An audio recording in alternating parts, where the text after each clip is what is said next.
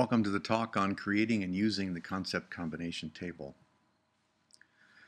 In the concept generation stage, the first thing you do is do a function decomposition of the product.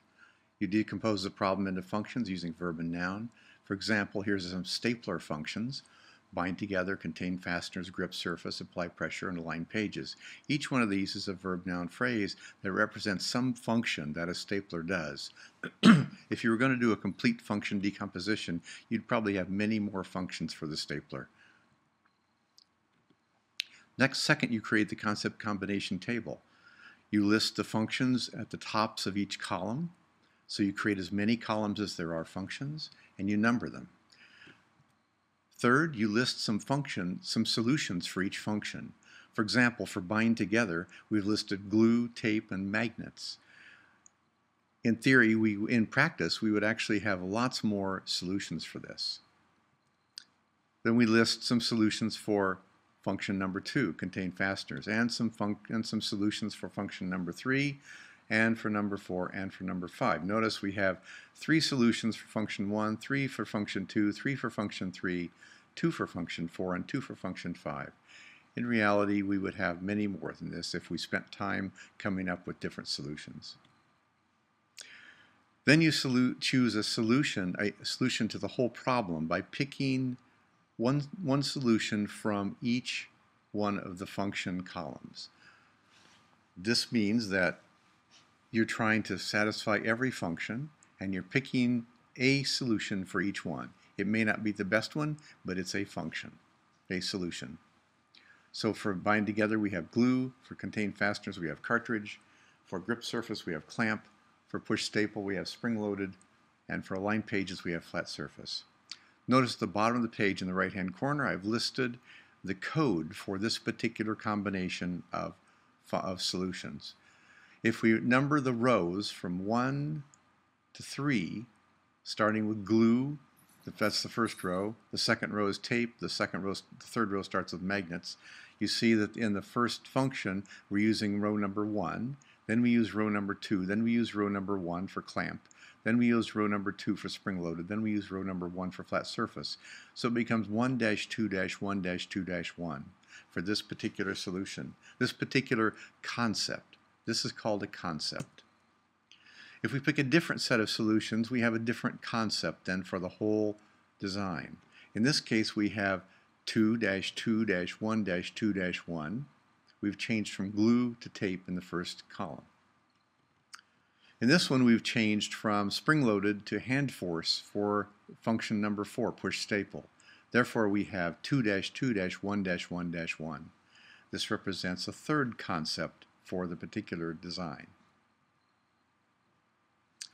So the question is, how many designs, how many concepts do we have if we consider all possible combinations of all of the solutions?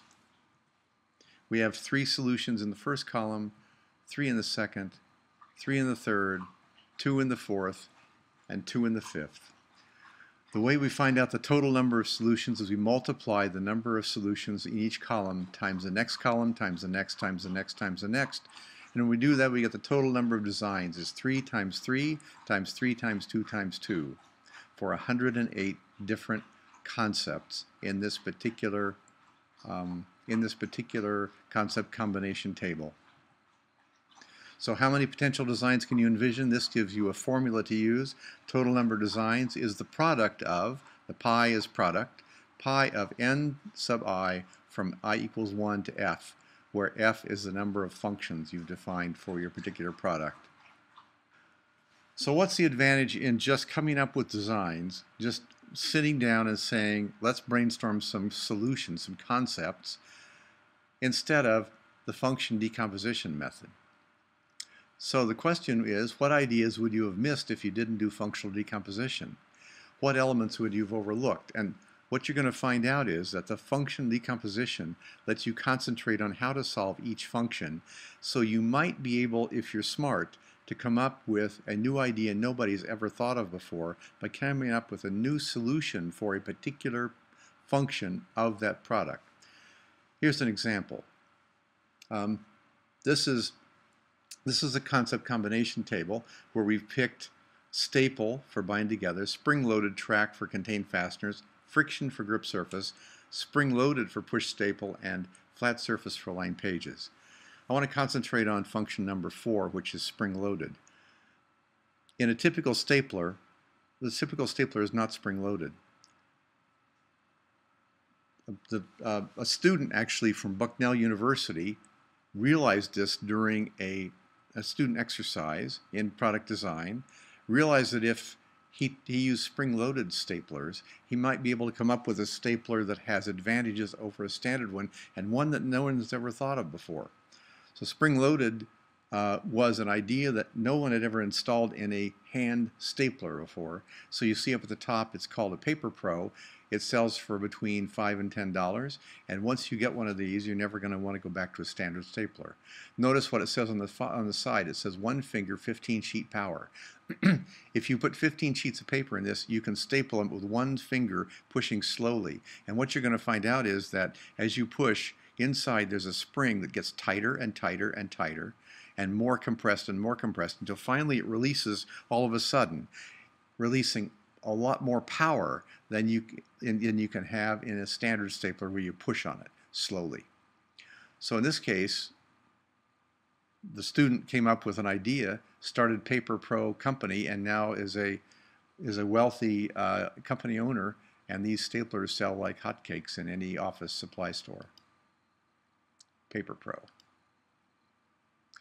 And you can see that if we named this particular concept, it would be 1-1-3-2-1 in this particular concept combination table.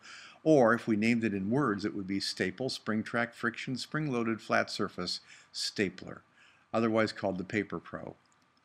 When you do this exercise, when you do the concept combination table, when you select a particular combination of solutions, I want you to then label it with the code, like 1-1-3-2-1 in this case. And also I want you to name it. This is named the Paper Pro. You can pick any name you want that you think represents an accurate representation of that particular concept. So that's it for creating and using the concept combination table. Come on back and we'll talk about how to actually find the solutions that you put in this combination table.